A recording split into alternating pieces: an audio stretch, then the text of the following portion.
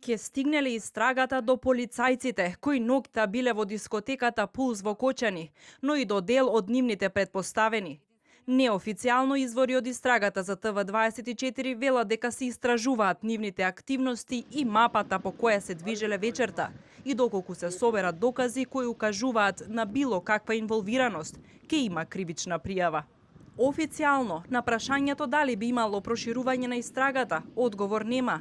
Од обвинителството само кусо велат дека се превземаат дејствија. Во текст се распит ја пристигнуваат и прелиминарни извештаи од вештачењето, се превземаат дејствија кои во оваа фаза на истрагата се доверливи. Дел од родителите со кои разговараше ТВ24 се сомневаат во истрагата, обвинуваат за селективност, но и бараат детални информации.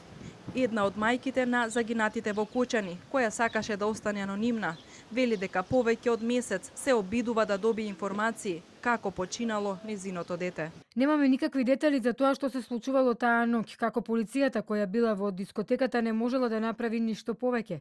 Се сомневаме и во истрагата. Добиваме ветувања дека сите инволвирани ќе одговараат, но засега гледаме дека не сите се апсат и не сите се во притвор. Ние додека сме живи ќе бараме правда. По протестот во Скопје минатиот вторник, денеска не се одржа маршот на ангелите, кој 4 саботи се случуваше низ Кочани. Наместо тоа, утре е закажана велосипедска тура во чест на загинатите во Пулс, со почеток од 11 часот од плоштадот на градот. Во Кочани овој саботен ден поминува мирно и тивко. Само детскиот џагор од игралиштата носи верба дека Кочани може повторно да биде жив град.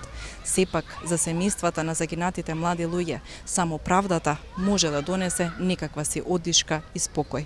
Како што неодамна информираше јавниот обвинител Љупчо Коцевски, истрагата треба да заврши на 17 јуни, 3 месеци по кобната ноќ во која животот згасна за 62 млади луѓе. За семејствата на загинатите, оваа истрага е бавна и неефективна.